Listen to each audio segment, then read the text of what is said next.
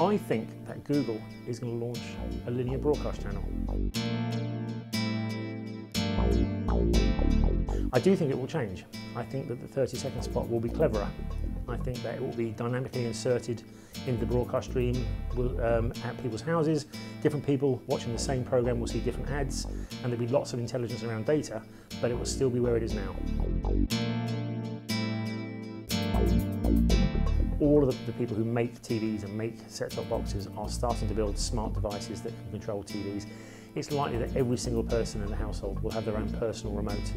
So my wife's remote will probably end up being very different to my remote. I think in 2030 I will be in a room with a sofa and a great big flat screen watching telly.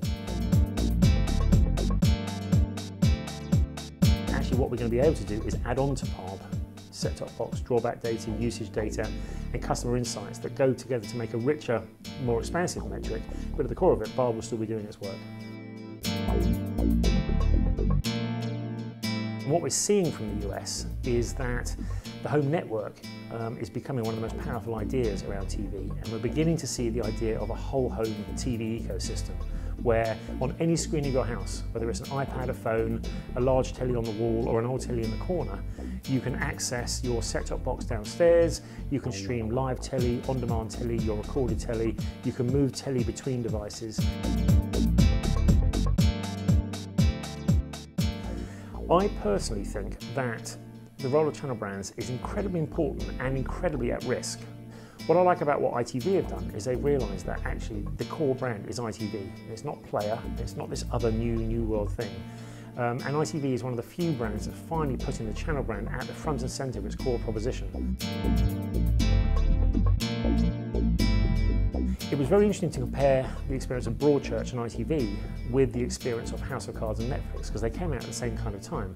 It turns out that Broadchurch had a much bigger audience in the UK. It had a much bigger press profile, and that's because it was delivered in an old-fashioned way that consumers understand. So I think it's been interesting. It's a complement and a support tool to the core experience.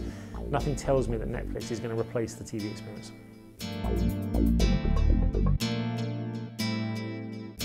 About 3 years ago, there was an ad campaign for T-Mobile, unfortunately just before T-Mobile disappeared, and it was made by BBH, and it featured a dance sequence in Liverpool Street Station. It was a flash mob dance. And what excited me about that campaign for the future of TV was that they sent about 10 different camera crews on set and on site for the day of the shoot, and they shot tons of footage. And they didn't go there with a tight script for a 30-second TV ad.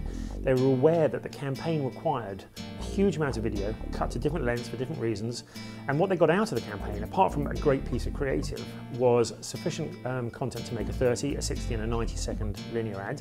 They were able to use those on broadcast TV and on the on-demand systems. They had a long version of the ad on YouTube. But they also had enough content from the way they'd created it to make quick clips for mobile, short clips to run as pre-rolls in front of on-demand video. And I looked at it and I thought, that's the kind of campaign we need for the future. It's sometimes much harder now to spot the difference between when I'm in a regulated TV environment and when I'm on the web. The new generation of set-top boxes, for instance, let you click on the broadcast channel, make 2 clicks, and suddenly I've got YouTube on the screen. Somewhere on that journey, I've jumped from a highly regulated environment to a non-regulated environment. So the challenge will be not just how to regulate TV, but how to regulate an increasing set of fuzzy boundaries between TV, IPTV, online and the web.